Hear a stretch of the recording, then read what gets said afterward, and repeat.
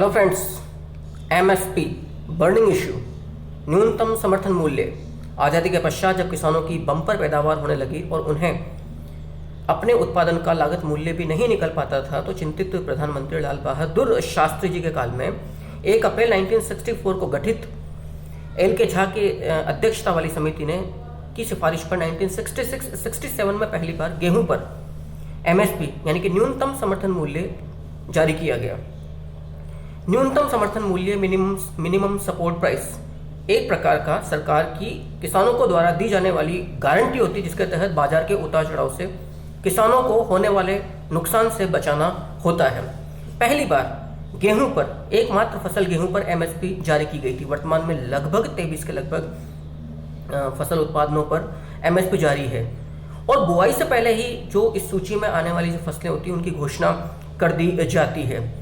MSP बड़ा burning issue है जिसने राष्ट्रीय अंतर्राष्ट्रीय राजनीति को उबाल में ला दिया है। बड़े बड़े जो इंटरनेशनल मीडिया जगत के जो अखबार हैं या ई प्रिंट मीडिया है, वो इस समय भारत की गर्माहट लेती राजनीति जो पंजाब से लेकर दिल्ली तक पहुंच चुकी है।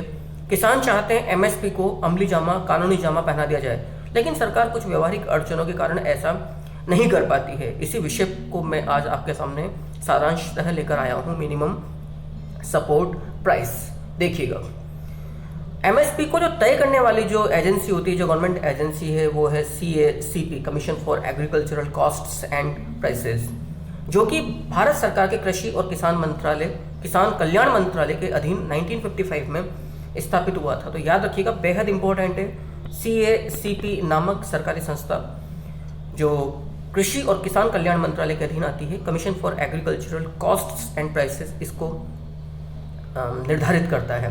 इसके लिए 3 प्रकार की फसलों की कैटेगरीज को लेते हैं, A2 plus FL and C2। A2 के तहत फसल उत्पादन में जो नगद खर्च आता है, जैसे कि किसान के द्वारा जो बीज, खाद, सिंचाई का जो खर्चा होता है, जबकि A2 वो सम्मिलित होता है, जबकि A2 FL के अंदर जो ह्यूमन रिसोर्सेज जो होता है, फैमिली लेबर, उसकी अनुमानित जो कॉस्ट होती है वो जोड़ा जाता है। और C2 में जैसे कि जो ब्याज, मतलब जो ऋण लिया गया है सहकारी संस्थाओं से, खेत की जमीन का किराया है, वो सम्मिलित किया जाता है। और इन तीनों को जोड़कर फिर इसका जो एवरेज निकाला जाता है। देश भर में कई प्रकार की भूमियों की जो जियोग्राफिकल जो डाइवर्सिटी या विविधता होती है, उन सबको ध्यान में रखते हुए वर्तमान में लगभग 23 कमोडिटीज के ऊपर एमएसपी की सिफारिश CACP करता है। इनमें 7 तो अनाज संबंधी हैं, धान, गेहूं, मक्का, ज्वार, बाजरा, जौ और रागी। 5 दालें हैं, माफ करिएगा, चना, अरहर, मूंग, उड़द एवं मसूर। 5 कमर्शियल फसलें जिनमें खोपरा, गन्ना, कपास और कच्चा जूट सम्मिलित है। एकमात्र गन्ने को छोड़ दें इसके एमएसपी को, तो भारत में एमएसपी को लागू करने में कोई कानूनी बाध्यता नहीं है। गन्ने के को लेकर एक कानूनी अड़चन है। उसकी वजह क्या है?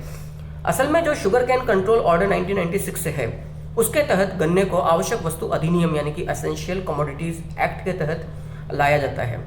तो इसका जो पेमेंट होता है वो सरकार के द्वारा एमएसपी की श्रेणी में नहीं आता है, बल्कि जो शुगर मिल के जो मालिक होते हैं वो सीधा गन्ना उत्पादकों को FRP, याद रखिएगा, यानी कि फेयर एंड रिम्यूनरेटिव प्राइस के तहत अदा करते हैं। तो हमें ये समझना होगा कि गन्ने को छोड़ दें। इसीलिए आपने कई बार उत्तर प्रदेश की राजनीति में गन्ना उत्पादकों को लेकर काफ़ी ज़्यादा राजनीति को बदलते बिगड़ते देखा होगा। देखिएगा, आगे देखते हैं। सबसे ज़्यादा बड़ी जो बात है, किसान चाहता है कि एमएसपी को कानूनी जामा पहनाया जाए, लेकिन असल में वजह क्या है? सरकार 23 फसलों पे एमएसपी जारी करती है, लेकिन 2 फसलों पर एमएसपी सबसे ज़्यादा होती है, गेहूं और धान की। उसकी वजह क्या है? जो BPL फैमिलीज होती हैं, उनके लिए गेहूं और धान के मतलब सब्सिडी में देने के लिए, उन परिवारों को अनुदान देने के लिए सरकार को इनकी सबसे ज़्यादा आवश्यकता होती है। इस चीज़ को लेकर जो ऑयल सीड्स हैं या जो दलहन है, तिलहन है, उनकी पैदावार पर किसान भी कम ध्यान देते हैं, क्योंकि उनको मालूम है कि गेहूं और धान पर ही हमें एमएसपी सबसे अधिक प्राप्त होगी। चूंकि अन्य फसलों की सरकार इतनी खरीद फरोख्त नहीं करती है, अतः उनके लिए एमएसपी उतना रिजिड नहीं रहता है जितना कि गेहूं और धान पर रहता है। किसानों को लगता है कि चूंकि जो कृषि बिल 2020 है, उसके तहत APMC मंडियों से बाहर जाकर भी किसानों को ओपन मार्केट में निजी कंपनियों को फसल बेचने का अधिकार होगा। तो APMC मंडियां जो है वहां पर राजस्व नहीं आएगा, तो उनका इंफ्रास्ट्रक्चर धीरे धीरे ध्वस्त हो जाएगा। सरकार खरीद पर कम ध्यान दे रही है। अभी बहुत कम फसलों पर सरकार खरीद कर रही है। ऐसी स्थिति में जबकि वो खुद शांता कुमार कमेटीज की भी अनुशंसा है, सिफारिश है कि सरकार अपने हाथ खींचे इस प्रकार की फसलों की खरीद पर, तो किसानों को ये डर है कि जब सरकार अपना नियंत्रण हटा लेगी, एपीएमसी मंडियां समाप्त हो जाएंगी, न्यूनतम समर्थन मूल्यों को आप कानूनी जामा नहीं पहना रहे हो, तो एमएसपी भी धीरे धीरे समाप्त हो जाएगी और जो निजी कंपनियां होंगी जिनके तहत मोदी सरकार चाहती है कि कॉन्ट्रैक्ट फार्मिंग के तहत उनकी फसल की जाए, तो वो न्यूनतम समर्थन मूल्य से भी कम पर फसलों को खरीदेंगी, क्योंकि मोनोपोली स्थापित होगी। मात्र निजी कंपनियां ही मार्केट में रहेंगी जो किसानों से सीधा अन्न खरीदेंगी, और उस अन्न से जो खाद्य वस्तुएं जो उत्पादित की जाएंगी, जो बनाई जाएंगी, उनको बेचने वाली भी मात्र निजी कंपनियां भी ही होंगी। तो बेचने वाला भी एक है, खरीदने वाला भी एक है। तो किसानों या किसान आंदोलन की जो संगठन है उनका डर ये है कि फिर एक प्रकार का स्वामित्व मोनोपोली स्थापित की जाएगी और इसके लिए किसानों की निर्भरता पूरी तौर पर निजी कंपनियों में बढ़ जाएगी। यद्यपि सरकार का जो कृषि बिल है वो कुछ और कहता है, वो कहता है कॉन्ट्रैक्ट फार्मिंग पर हम जोर दे रहे हैं। इसके तहत खेती करने से पहले, बुआई करने से पहले निजी कंपनियों के साथ कॉन्ट्रैक्ट साइन होगा, जिसके तहत इस श्रेणी के बीज की यदि बुआई की जाती है इतना हेक्टेयर जमीन में, तो इतना जो पैसा है वो किसान को मिलेगा। अब चाहे सूखा पड़ जाए, बाढ़ आ जाए या किसी भी प्रकार की अकाल की जिसे हम कहते हैं प्रतिकूल परिस्थिति रहे, इतना पैसा किसान को प्राप्त होगा ही होगा। तो एक प्रकार का इंश्योरेंस, जिसे हम एग्रीकल्चरल इंश्योरेंस भी कह सकते हैं, कृषि बीमा भी कह सकते हैं, वो निजी कंपनियों को किसानों को देना होगा। यानी कि जो डर है सरकार की नज़र में वो निर्मूल है किसानों के मन में। सरकार ने कृषि बिल के अंदर अपनी बात को बिल्कुल क्लियर कर दिया है। नरेंद्र मोदी साफ कह चुके हैं कि न तो कृषि बिल वापस लिया जाएगा, न एमएसपी को कानूनी जामा पहनाया जाएगा। लेकिन किसान इस बात को लेकर रिजिड हैं। व्यवहारिक जो समस्याएं हैं एमएसपी को कानूनी जामा पहनाने में, जिसको लेकर किसान आंदोलनरत है, उनकी एकमात्र मांग है, यदि सरकार की नीयत बिल्कुल साफ है तो प्लीज़ आप इसको कानूनी जामा पहनाइए, निजी कंपनियों पर प्रेशर डालिए कि इससे कम में किसानों से वो खरीद नहीं करेंगे उनकी अन्न उत्पादनों का। सबसे बड़ी जो अड़चन है इसमें सरकार के सामने वो है, असल में जो एमएसपी लागू होती है वो फेयर एवरेज क्वालिटी के लिए होती है अन्न के, यानी कि जो अच्छा गुणवत्ता वाला जो बीज होगा उसी की, स्वाभाविक सी बात है, उसी की खरीद की जाएगी। यदि आप हर प्रकार की फसल के लिए एमएसपी को लागू कर देंगे, कानूनी जामा पहना देंगे और उससे नीचे खरीदने को कानूनी अपराध घोषित कर देंगे, तो निजी कंपनियां खरीद करने से बचेंगी। कारण कि फिर हर वो किसान जो बंजर भूमि में या निम्न गुणवत्ता वाली भूमि में निम्न श्रेणी के बीज से फसल उगाएगा, उसको भी एमएसपी प्राप्त होगी। नुकसान उन किसानों का होगा जो ईमानदारी से अच्छी गुणवत्ता वाली बायो फार्मिंग कर रहे हैं, जैविक खेती कर रहे हैं। तो सरकार के सामने दिक्कत ये कि फसलों की गुणवत्ता का जो मानक है वो तय कैसे करोगे। अतः वो निजी कंपनियों पर इस प्रकार का कोई कानूनी बाध्यता नहीं डालना चाहती है। और हम जानते हैं कि भारत में जहाँ पे बायोडाइवर्सिटी बहुत ज़्यादा है, ज्योग्राफिकल डाइवर्सिटी बहुत ज़्यादा है, वहाँ पर भूमि की जो गुणवत्ता वो हर जगह पर एक जैसी नहीं है। अगला, इनको ये डर है कि भविष्य में सरकार को मालूम है कि हमें सरकारी खरीद कम करनी है, तो सरकार जानती है कि जब अभी हम कुछ एक फसलों की ही सरकारी खरीद कर रहे हैं और अभी ये तय नहीं है कि हम भविष्य में इनकी करेंगे भी या नहीं करेंगे, तो फिर भला हम कैसे एमएसपी को कानूनी जामा पहना सकते हैं जब हम खुद ही श्योर नहीं है। क्योंकि सरकार की नीति स्पष्ट है कि जो प्राइवेट इन्वेस्टमेंट है, एग्रीकल्चर जो एरिया है, क्षेत्र है, वहाँ पर उसको प्रोत्साहित किया जाए, उसको इंस्पायर किया जाए, निजी निवेश वहाँ पर बढ़े और किसानों को जो नुकसान अभी एपीएमसी मंडियों में अपने अन्न को बेचने पर कई प्रकार के शुल्क आड़तियों, दलालों को देने पड़ते हैं, ग्रामीण जो विकास निधि शुल्क जैसे तरह होते हैं जो सीधा मंडियों को प्राप्त होते हैं, वो सीधा किसानों की झोली में जाए और उनकी आय दोगुनी हो। तो सरकार चूंकि सरकारी खरीद कम करना चाहती है, ऐसी स्थिति में वो एमएसपी को कानूनी जामा नहीं पहना सकती है। एक बात और है, यदि आप एमएसपी को कानूनी जामा पहना दोगे, इसका मतलब निजी कंपनियां बाध्य होंगी तो मे बी कि वो एक प्रकार का अलायंस बना लें और आगे जाकर वो खरीद कम करें खरीद कम करें किससे? किसानों से। खरीद कम करने का मतलब है ये जताना कि मांग कम है। आप बात समझिएगा, यदि खरीद कम हो रही है, कम खरीद रहा है निजी कंपनी किसान से, इसका मतलब डिमांड नहीं है, मांग नहीं है। और चूंकि किसान के पास कोल्ड स्टोरेज की कैपेसिटी नहीं है, वो भंडारण नहीं कर सकता है, तो उसे औने पौने दाम में फिर निजी कंपनियों को बेचना पड़ेगा। ये सरकार का भय है। वो सरकार किसानों को इस दुरूह स्थिति से, इस विकट स्थिति से बचाना चाहती है, क्योंकि वो पहले कह चुके हैं कि हम कॉन्ट्रैक्ट साइन करवा रहे हैं। आप म्यूचुअल अंडरस्टैंडिंग से अपनी एक एमएसपी या अपने लेवल पर आप एक न्यूनतम समर्थन मूल्य घोषित कर लीजिए। अच्छी फसल होगी तो आपको उसी अनुपात में ज़्यादा उत्पादन मूल्य प्राप्त होगा। और यदि आपको नुकसान होता है प्राकृतिक, जिसे हम नेचुरल डिजास्टर कहते हैं, उनके द्वारा, तो कम से कम इतना तो आपको निजी कंपनियां बीमा के तहत प्रदान करेंगी। लेकिन चूंकि यदि एमएसपी को कानूनी जामा पहनाया तो निजी कंपनियां खरीद से बच सकती हैं। ऐसी स्थिति में फिर किसान के सामने वही दोराहे पर आके खड़े रहने वाली स्थिति होगी। आगे देखिएगा, ये कहा गया कि किसान भी पड़ सकते हैं दिक्कत में। अभी जैसे मैंने कहा, एमएसपी को कानूनी प्रावधान पकड़ा दोगे और सरकार ने यदि, मतलब निजी कंपनियों ने यदि खरीद कम करी, तो मैंने जैसा कि अभी कहा था, खरीदने वाली कंपनी भी एक है अन्न को, और उस अन्न से जो उत्पादित वस्तुएं हैं, खाद्य जो वस्तुएं हैं, उनको बेचने वाली भी निजी कंपनियां हैं, तो वह हर प्रकार से अपनी मोनोपोली करेंगी। ग्राहकों को महंगा उत्पादन प्राप्त होगा और किसानों को कम से कम प्राप्त होगा। कुल मिलाकर ऐसी स्थिति में सरकार किसानों को बचाना चाहती है, इसलिए भी वो एमएसपी को कानूनी जामा नहीं पहनाना चाहती है। आगे जो पांचवा पॉइंट है, सरकार फसल की कीमत का आधार तय करने से बचना चाहती है, क्योंकि ऐसा करने पर यदि एमएसपी को आप कानूनी जामा पहनाते हो तो तीन पार्टीज हो जाएंगी, एक निजी कंपनी, एक किसान और तीसरी जिसे हम कहते हैं सरकार। तो फिर कुल मिलाकर सरकार के ब्यूरोक्रेट्स या जो ब्यूरोक्रेसी, जो इंफ्रास्ट्रक्चर, उस पर एक अतिरिक्त भार रहेगा। सरकार चाहती है कि द्विपक्षीय मामला रहे, कॉन्ट्रैक्ट साइन किया जाए, जैसा कि वर्तमान पंजाब में कई निजी कंपनियां खेती करवा रही हैं। मैं तो आज तक समझ नहीं पा रहा कि क्यों नहीं हम इस बात को समझ पाते हैं। जिस जगह से सर्वाधिक आंदोलनकारी किसान इस समय सड़कों पर हैं, उन्हीं के राज्य में कई जगह पर निजी निवेश हो रहा है, खेती की जा रही है, लेकिन चूंकि भ्रम और डर का माहौल ऐसा बना दिया जाता है कि हमें सच्चाई नजर नहीं आती। सरकार फसल की कीमत का आधार तय करने से बचना चाहती है। उसने एक प्रकार का प्रावधान दिया है अपने कृषि बिल 2020 के जो 3 बिल हैं उसके अंदर किसानों को, जिसको आप बीमा कहा गया, उससे कम से कम वो बच जाएंगे। दूसरी बात, क्या पता उन्हें अच्छी गुणवत्ता वाले किसानों को अच्छी गुणवत्ता वाली फसल पर एमएसपी से अच्छे दाम मिल रहे हों। जब एमएसपी तय कर दोगे तो निजी कंपनी अड़ेगी कि हम तो इतना ही देंगे। क्या पता सरकार, निजी कंपनी से किसान उससे अच्छा वसूल कर सकते हैं। इन सभी संभावनाओं को किसानों के हक में मोड़ना चाहती सरकार, वर्तमान मोदी सरकार, इसलिए वो एमएसपी को कानूनी जामा नहीं पहना सकती है। ये वजह है। और उसकी वजह क्या है कि निजी कंपनियां असल में सामान की जो कीमतें हैं वो डिमांड और सप्लाई के हिसाब से तय करती है। मार्केट में क्या आगे की स्थिति में रहती है, किसान क्यों उस चीज़ को भुगते। किसान ने अच्छी गुणवत्ता वाला, क्योंकि निजी कंपनियों के पास कोल्ड स्टोरेज की क्षमता है अपने गोडाउन्स में, तो वो लंबे समय तक उन्हें प्रिजर्व कर सकती हैं। किसान के पास ये नहीं है।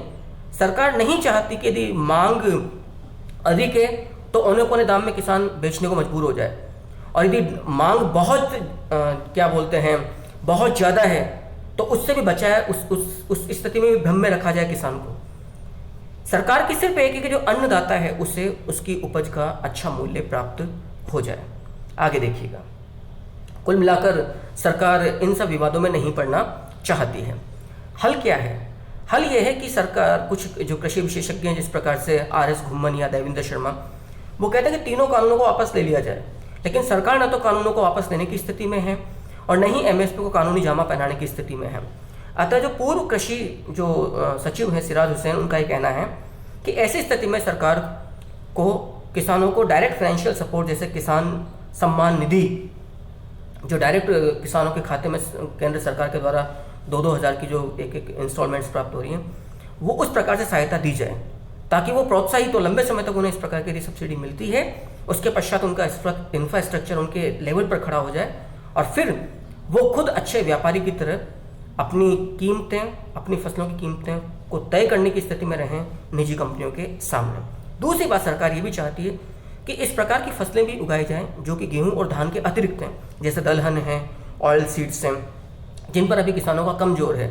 इससे मार्केट की मोबिलिटी या डायनेमिक्स बना रहेगा और ऐसी स्थिति में एकमात्र फसल के लिए बाध्य नहीं किया जा सकेगा निजी कंपनियों के द्वारा किसानों को।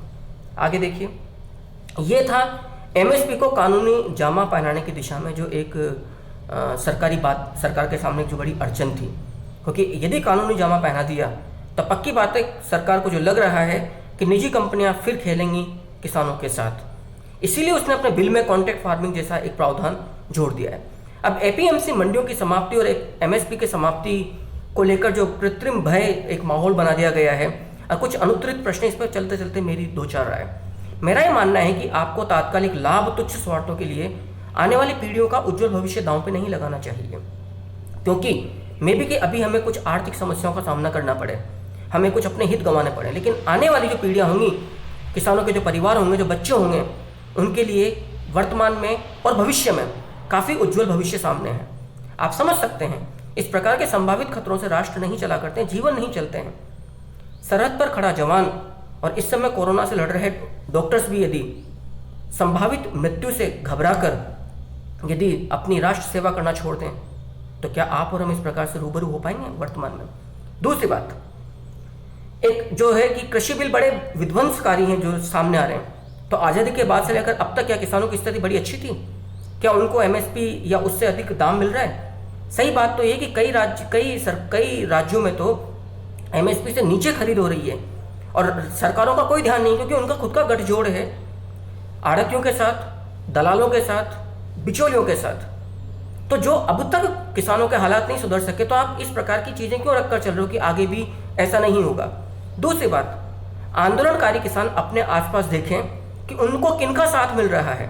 उनको उनका साथ मिल रहा है जिन्होंने अभी तक मात्र उनके साथ राजनीतिक छलावा किया है।